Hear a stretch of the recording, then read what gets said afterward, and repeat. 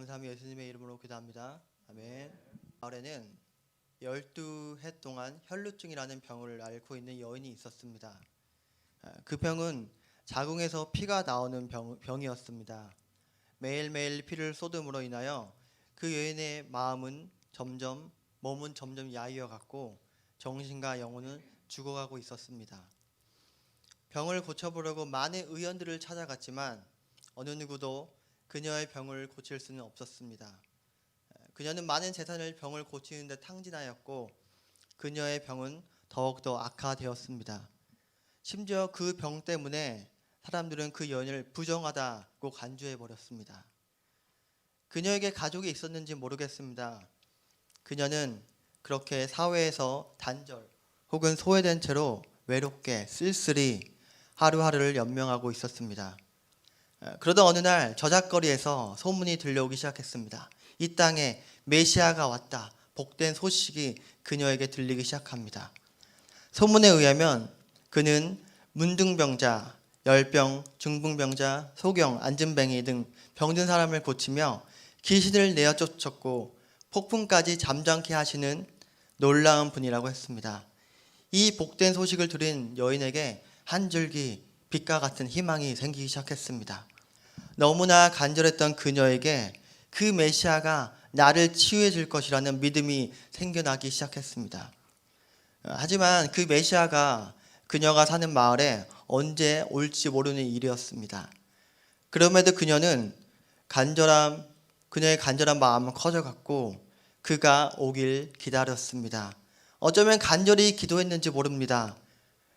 그러던 어느 날 저작거리에서 사람들의 웅성거리는 소리가 들리기 시작했습니다. 많은 무리가 에워싸고 있는 가운데 바로 그녀가 찾고 기다리던 메시아 예수 그리스도가 있었습니다. 오늘 본문의 내용입니다. 이 본문에 나오는 혈루증이라는 병에 걸린 여인은 자궁에 하혈이 멈추지 않는, 그 당시에는 고칠 수 없는 그런 병이었고 이 병을 구약 성경에서는 부정하다라고 간주했습니다. 우리가 잘 알고 있는 문둥병도 부정한 병이었고 피를 밖으로 유출시키면 7일 동안 부정한 것으로 간주되었습니다. 즉 있어야 했습니다. 또한 그녀의 육신은 심각한 병이 있었지만 그녀의 영혼도 분명히 병들어가고 있었을 것입니다. 바로 오늘날의 사람들처럼 말입니다.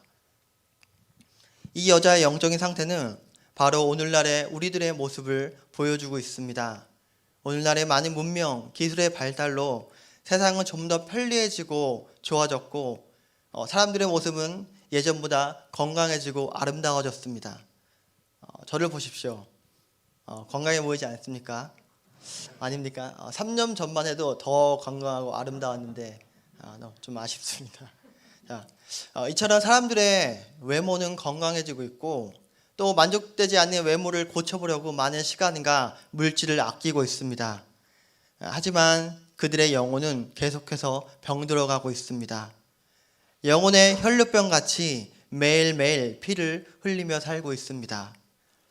분주하고 바쁜 사회 속에서 우리는 점점 지쳐갑니다. 그리고 이 인터넷과 모바일 발달로 인하여서 사람들과의 대화는 단절되었고 우리의 마음은 점점 외로워집니다. 심지어 지금 이 코로나로 인해서 더욱더 사회적으로 단절되었고 밖으로 나갈 수도 없고 모일 수도 없습니다. 서로 우리가 모인다고 해도 조심해야 하는 그런 상황 가운데 있습니다. 이러한 환경 속에서 우리의 마음은 점점 더 외로워지고 상처로 가득해져 갑니다. 그런 외로움들이 사람들과의 관계를 방해하게 되었고 그 속에 관계 속에서 상처와 고독과 외로움 속으로 다시 들어갑니다. 이 치열한 경쟁 속에서의 좌절, 분주함, 풍요로운 것 같지만 여전히 굶주림 속에서 가난해서 허덕이는 물질을 위해서 살아가게 만드는 이 세상은 우리의 영혼을 더욱더 악하게 만듭니다. 약하게 만듭니다. 계속해서 피가 새어나오고 있습니다. 세상에 많은 어지러운 일들, 인간의 상식으로 생각할 수 없는 많은 일들이 계속해서 벌어지고 있습니다. 왜 그럴까요? 누군가 저에게 이렇게 질문을 한 적이 있습니다. 하나님이 계시기나 한 것일까요? 왜 하나님은 이 코로나를 막지 않았을까요? 왜 하나님은 사람들을 힘들게 하시는 거죠? 정말 그럴까요? 하나님께서 이 코로나를 주셨을까요? 하나님께서 우리에게 힘듦을 주셨을까요? 저의 대답은 이렇습니다. 그럴 수도 있고 아닐 수도 있습니다. 하지만 확실한 것은 그러한 저주, 불행, 힘듦 등이 인간의 제약으로부터 나왔다는 것입니다. 하나님은 언제나 여전히 선하시고 자비로우신 하나님이십니다. 우리를 가장 좋은 곳으로, 우리에게 가장 최고의 것으로 주시는 분입니다. 또한 확실한 것은 우리가 이런 영적인 침체, 고통, 힘든 가운데 있을 때 하나님께서 우리에게 오신다는 것입니다. 하나님은 언제나 우리와 함께 하십니다. 오늘 본문의 여인도 세상의 거친 풍파 속에서 힘들어하는 영혼이었습니다. 하지만 이 여인이 오늘날 사람들보다 나은 것은 그녀의 문제를 자신이 알고 있었다는 것입니다. 오늘날 사람들, 우리 문제, 우리의 병이 무엇인지도 인식하지 못하고 있습니다. 왜냐하면 영혼에 대한 관심, 영적인 것에 대한 관심이 없기 때문입니다. 세상이 악해져 갈수록 점점 더 영적인 것들에 관심을 갖지 않습니다. 더 빠르고 더 화려한 물질과 육체의 쾌락을 쫓으며 살고 있습니다. 그러한 것들 안에서 이 영적인 것에 관심을 갖는 것 자체가 너무나 어려운 일입니다. 그리스도인들은 점점 더 기도하지 않고 말씀을 읽지 않고 하나님을 예배하는데 집중하지 않으며 예배 온다고 해도 하나님께 관심이 없습니다. 그냥 형식적으로 예배를 드릴 뿐입니다. 예배 가운데 아무런 감동이 없고 삶의 변화도 없고 그런 것들이 아무런 문제가 되지 않습니다. 왜? 관심이 없기 때문입니다. 교회는 무너져가고 크리스천들은 이 세상에서 힘을 잃어가고 있습니다. 거룩한 모양만 있고 거룩한 능력은 나타나지 않습니다. 사랑한다고 하는데 사랑하지 못합니다. 용서한다고 하는데 용서할 수 없습니다. 삶의 분주함에 치여 영적인 것들 바라보지 못하고 부활을 바라보지 못하고 있습니다. 여러분, 영적인 최고의 가치가 무엇인지 아십니까? 그것은 바로 사랑입니다. 세상 사람들은 사랑하지 못합니다. 세상이 말하는 사랑은 성경이 말하는 사랑과는 다른 사랑입니다. 자기를 좋아해줘야지, 나를 사랑해줘야지 사랑해주는 사랑, 내가 받아야지 사랑 주는 사랑, 그런 사랑은 쉽게 깨어집니다. 조금의 미움과 불평이 들어올 때 바로 사라지는 영적이지 않는 그런 사랑입니다. 사랑은 영적인 것입니다. 그래서 영적인 것에 관심이 없는 사람들은 진정한 사랑을 할 수 없습니다. 이 영적인 사랑은 원수를 용서할 수 있습니다. 오른쪽 뺨을 치는 사람에게 맨뺨도 치라고 말할 수 있습니다. 내 옷을 뺏는 사람에게 모든 것을 가져가라고 말할 수 있습니다. 내 친구를 위하여, 형제를 위하여 목숨을 버릴 수가 있습니다. 왜? 사랑하기 때문에. 이것이 바로 진정한 사랑, 바로 하나님의 사랑입니다. 영적인 것에 이 관심 있는 사람들은 하나님의 사랑으로 충만합니다. 영적인 것에 관심이 없는 사람들은 사랑할 수 없습니다. 예전 중앙교회에서 제가 청년부를 섬기던 때의 일입니다. 저와 함께 했던 청년들은 대부분 영적인 것에 관심이 많고 민감했습니다. 그들은 더 좋은 말씀을 듣기 원했고 섬기기를 자원했습니다.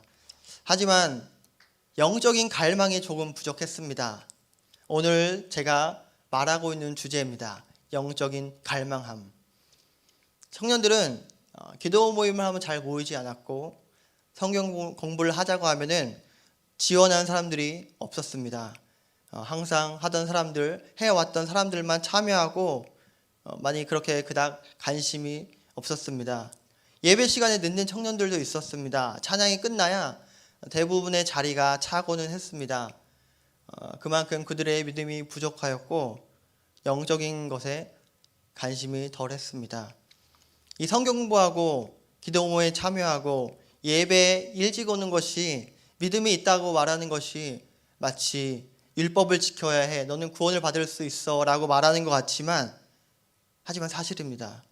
하나님의 말씀을 배우는 것보다, 기도하는 것보다, 예배 드리는 것보다 중요한 것은 없습니다. 우리가 영적인 것을 갈망할수록 기도하게 되어 있고, 말씀을 보게 되어 있고, 예배를 갈망하게 되어 있습니다. 그것이 믿음입니다. 그것으로부터 하나님의 거룩한 능력이 나타납니다. 말씀으로부터, 기도로부터 사랑의 힘이 나오는 것입니다. 우리 북부교회를 섬기고 있는 우리 성도들을 사랑하고 존경합니다. 우리 성도들은 사랑이 넘치고 이 영적인 것에 언제나 관심이 많은 것 같습니다. 하지만 지금 이렇게 코로나 사태로 인해서 잘 모이지 못하고 인터넷으로 예배를 드리는 상황이 너무나 슬프고 안타깝습니다. 하지만 우리는 이럴 때일수록 더 하나님을 갈망하고 영적인 것을 사모해야 합니다. 더 하나님을 뜨겁게 예배해야 합니다. 그리고 매일매일 우리의 믿음을 돌아봐야 합니다. 나의 믿음은 지금 어디에 있는가? 내 영적인 상태는 지금 어떠한가? 오늘 본문의 여인은 병으로 인하여 사회에서 단절 소외되었고 많은 재산도 병을 고치는 데 탕진하여 그녀의 삶은 절망밖에 없었습니다. 점점 더 심해져가는 병으로 인해서 절망과 좌절이 그녀의 영혼을 점점 더 약하게 만들었습니다. 어쩌면 사랑에 굶주려 있었을지도 모릅니다. 하지만 그녀에게 단 한 가지 있었던 거, 바로 영적인 간절함이었습니다. 병을 낳고자 하는 간절함, 그리고 복된 소식으로 인한 오직 예수 그리스도만의 그의 병을 고쳐줄 것이라는 믿음이 생겨나기 시작했습니다. 그 갈망한 간절한 믿음이 예수님을 만나는 축복을 경험하게 합니다. 많은 무리 속에서 예수님이 계셨고 주위에는 그의 12 제자가 보였습니다. 그리고 야이로라는 회당장과 예수님께서 함께 가고 계셨습니다. 예수님과 주변 사람들의 걸음이 매우 바빠 보입니다. 이유는 즉 이 야이로라는 회당장의 12살 된 딸이 아파서 누워있기에 예수님께서 그 딸을 보러 가는 중이었습니다. 성경학자들은 이 사건을 혈류증 여인의 개입, 방해라고 표현을 합니다. 예수님께서 야이로의 딸을 치유하는 목적이 있는데 이 여인이 그 목적을 방해했기 때문입니다. 어쩌면 끼어든 것이죠. 여러분, 하나님은 여러분 한 사람 한 사람에 대한 목적을 가지고 계십니다. 또한 오늘 본문처럼 예수님처럼 하나님 본인 자신의 목적, 계획이 있을 것입니다. 자, 그렇다면 우리가 하나님의 그 목적과 계획을 방해할 수 있을까요? 우리가 오늘 하나님께 보챈다고 해서 하나님의 계획이 틀어질까요? 아니죠. 하나님은 인간이 아니시기에, 하나님은 하나님이시기에 우리의 모든 요구나 기도, 어떠한 간구도 어떠한 상황에서 들어주십니다. 우리의 인생 때문에 절대로 하나님의 계획이 흐트러지는 일이 일어나지 않는다는 것입니다. 그래서 우리는 계속해서 언제든지 하나님께 기도할 수 있는 것입니다. 예수님께서 지나가는 것을 목격한 혈루증 여인은 가슴이 두근대기 시작했습니다. 어떡하지? 그를 불러야 하나? 하지만 자신이 없었습니다.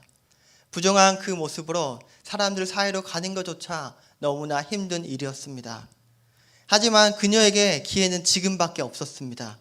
그녀는 용기를 내어서 예수님께 다가갑니다. 많은 인파와 군중들을 휘젓고 예수님께로 나아갑니다. 드디어 예수님의 얼굴이 보입니다. 예수님의 얼굴은 사람들이 그렇게 흠모할 모양도 아니었고 고운 모양도 풍채도 있지 않았습니다. 하지만 그의 눈에는 깊은 호수와 같았고 아무런 흔들림이 없는 그런 눈이었습니다. 그리고 하나님의 영광이 그와 함께하는 것 같았습니다. 그녀는 예수님 앞에 서는 것이 부끄러웠나 봅니다.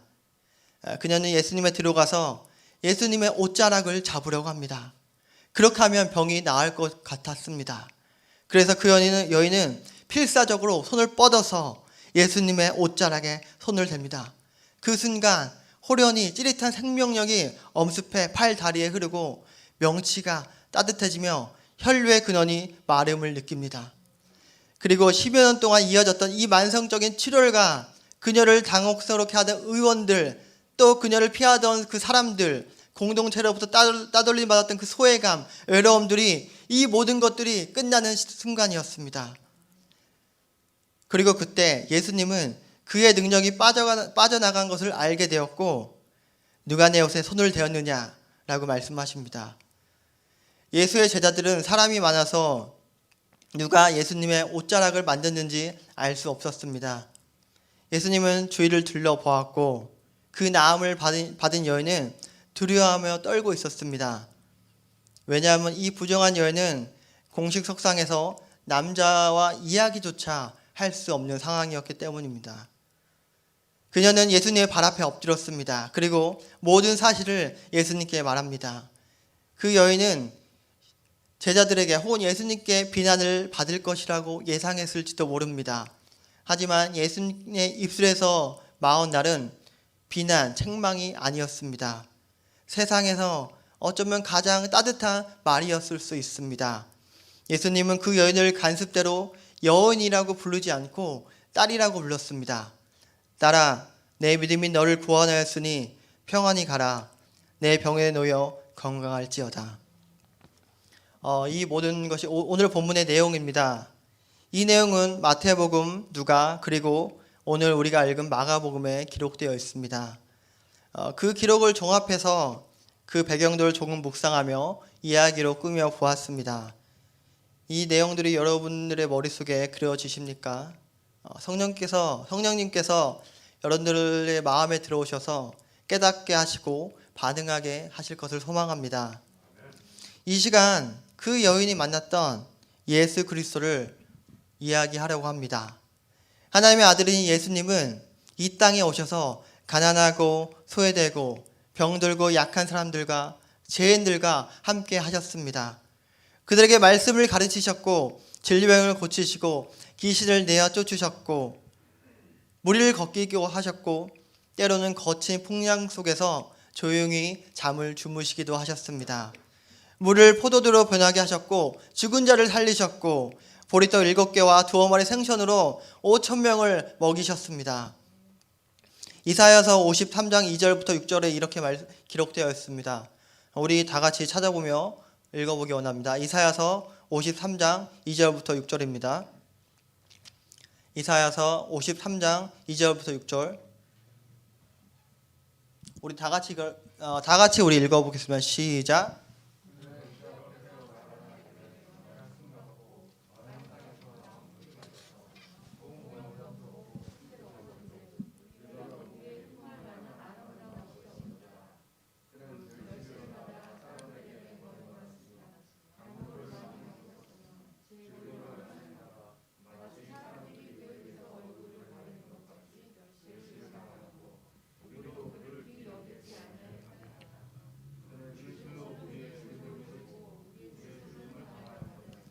우리는 생각하기를 그는 징벌을 받아 하나님께 맞으며 고난을 당한다 하였노라.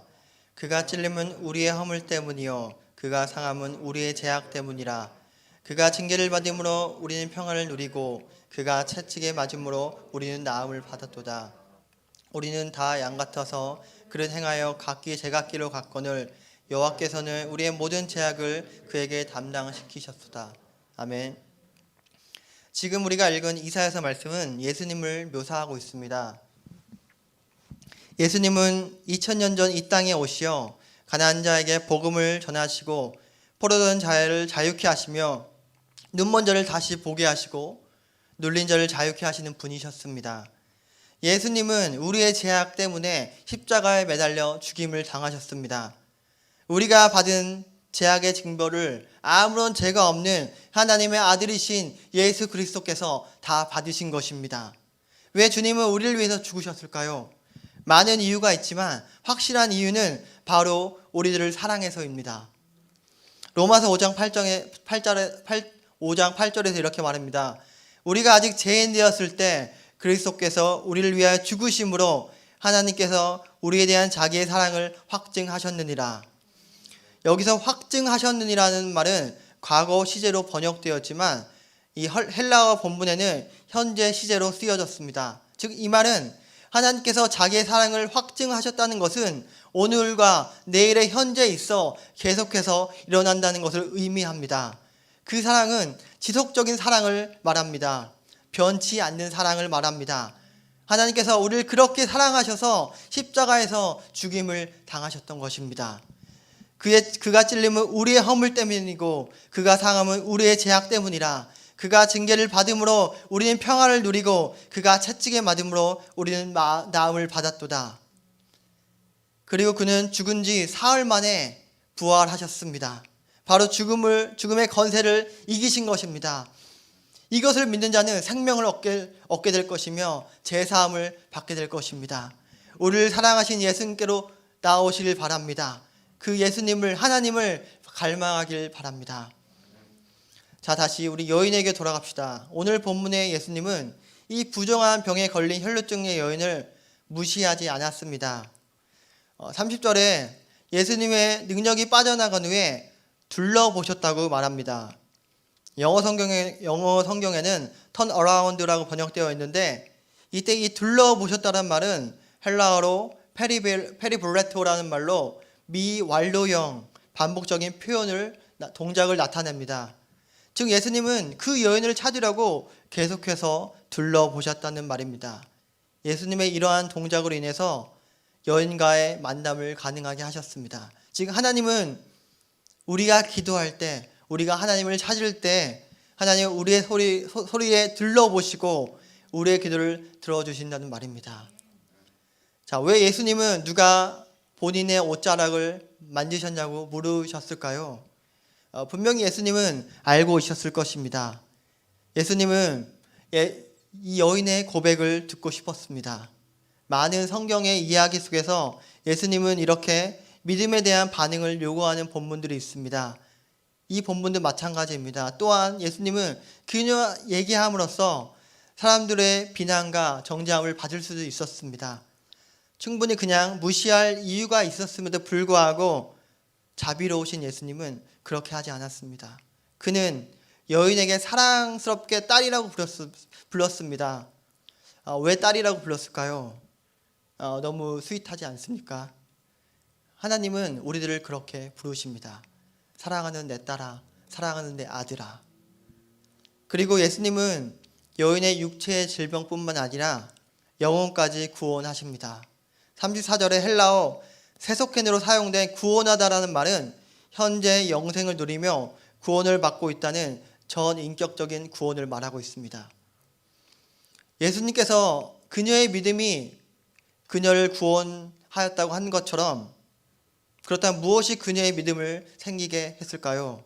그것은 바로 낳고자 하는 갈망함이었습니다. 낳고자 하는 간절함이었습니다. 때로는 절망과 좌절들이 우리의 믿음을 불러 일으키기도 합니다. 더욱더 하나님만을 의지하게 만든다는 것입니다. 여러분, 지금 우리 삶 속에서 무엇을 갈망하고 있습니까? 무엇이 여러분들의 영혼을 가장 아프게 하고 있습니까? 그렇다면 여러분들의 영혼이 치유되길 갈망하십니까? 여러분들의 믿음이 다시 자라나길 갈망하십니까? 아니면 혹시 예수님 외에 다른 것들을 갈망하고 있습니까? 단언컨대 그 어떤 다른 것도 우리의 갈망을 채울 수 없습니다. 오직 예수 그리스도만이 우리의 갈망함을 채울 수가 있습니다. 우리가 하나님을 더 갈망할수록 하나님은 우리의 갈망함에 반드시 응답하시는 하나님이십니다. 10년 전쯤이었을까요? 제가 신디 제이콥스라는 그 당시 정말 유명했던 예언 사역을 하는 그런 사역자가 중앙교회에 온다는 소식을 들었습니다. 그 당시 저는 영적으로 매우 힘든 상황에 있었습니다. 꿈을 잃어서 낙담하고 좌절했던 그런 때였습니다. 기도를 해도 하나님의 음성이 들리지 않았고 아무런 응답이 없는 것 같았습니다. 그래서 저는 그 집회를 통해서 하나님께서 저에게 말씀하시기를 기대했습니다. 그래서 저는 집회 첫날부터 아침부터 금식을 했습니다. 왜냐하면 하나님을 만나고자 하는 갈망이, 간절함이 너무나 컸기 때문입니다. 그날 집회 가운데 하나님의 말씀이 선포되고 드디어 기도하는 시간이 왔습니다. 기도 순서 가운데 몇몇 사람들에게 그 신디 제이콥스라는 예언가가 기도를 해주면서 예언을 해주었습니다. 저는 기도를 받고 싶었고 예언을 듣고 싶었지만 나갈 타이밍을 기다리고 있었습니다. 그런 중 아픈 곳이 있는 사람들을 나오라고 했습니다. 그때 저는 알러지라는 핑계로 그 앞에 나아갔습니다. 그분이 저의 머리에 안수하며 기도를 해주었는데 놀랍게도 마침 그분께서 저에게 예언을 해주었습니다. 그 예언은 영적인 침체에 있던 저를 회복시켜주는 계기가 되었습니다.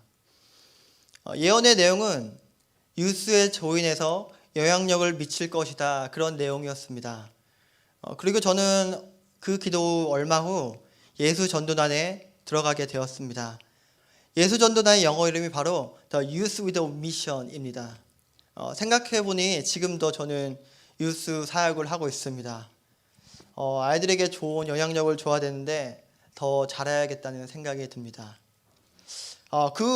저로 시작해서 많은 청년들이 기도를 받으러 나아갔지만 그날 청년 중에서 예언을 받은 사람은 저 한 사람밖에 없었습니다.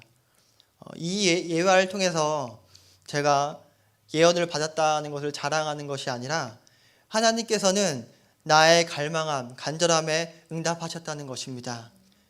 하나님은 신실하십니다. 하나님은 우리의 간절함에 응답하십니다. 여러분에게 영적인 갈망함이 있길 소망합니다.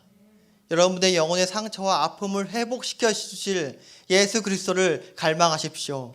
그 믿음이 자라나길 기도합니다. 예수님의 옷자락을 만지십시오. 어떻게 우리가 예수님의 옷자락을 만질 수 있을까요? 그 여인이 예수님의 옷자락을 만졌다는 것은 그녀의 갈망함에 대한 필사적인 몸부림이었고 믿음이었습니다. 성경에 나오는 많은 인물들이 영적인 갈망을 표현했습니다. 문둥병자들은 예수님 앞에 나와 무릎을 꿇고 치유함을 받았습니다.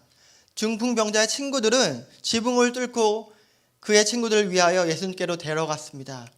예수님과 함께 있었던 이 야이로라는 회장당도 자기의 딸을 위하여 예수님께 나왔습니다. 그리고 이 다음 장에 나오는 스로보닉의 여인은 이방인임에도 불구하고 그의 딸이 귀신에게 해방되기를 원하는 간절한 마음에 예수님께 달려옵니다. 삭개오도 예수님을 보러 뽕나무에 열심히 올라갑니다. 그들의 간절한 믿음, 갈망함을 통해서 예수님을 만나게 되었고 치유함, 제사함을 받게 되었습니다. 예수님의 옷자락을 만지십시오.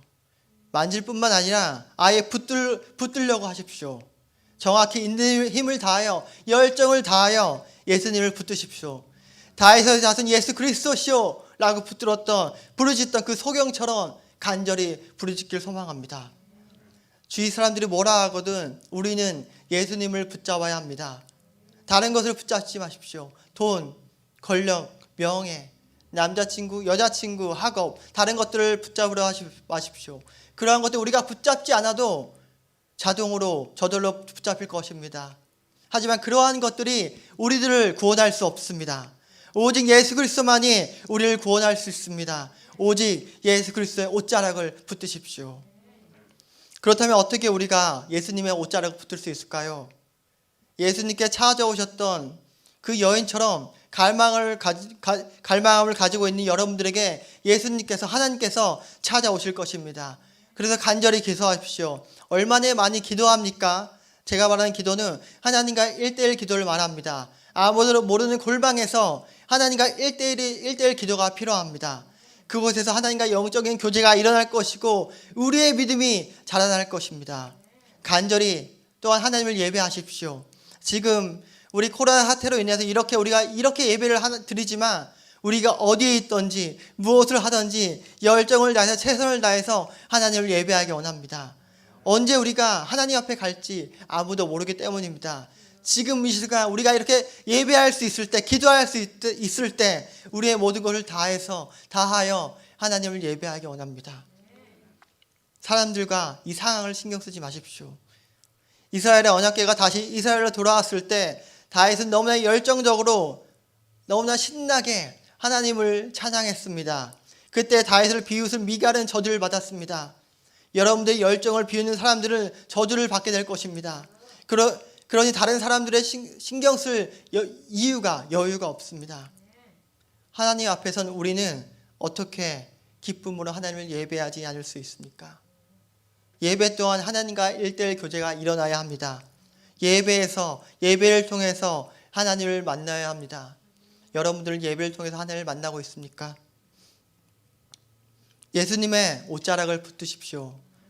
여러분들이 예수님의 옷자락을 붙들 때 예수님께서 말씀하실 것입니다. 그리고 하나님께서는 여러분들과 함께 하실 것입니다. 34절에 평안히 가라는 말은 샬롬이란 말로 하나님과의 올바른 상태에 있는 관계를 말합니다. 이 예수님과 아무런 관계가 없었던 부정한 여인은 이제는 예수님과 관계가 형성되었습니다. 우리의 갈망함이 하나님께 들리었을 때, 우리의 믿음이 하나님께 상달될 때 하나님은 우리와 관계를 형성하십니다. 그리고 우리의 영은 회복될 것입니다. 더 이상 영적인 피 흘림은 없을 것입니다.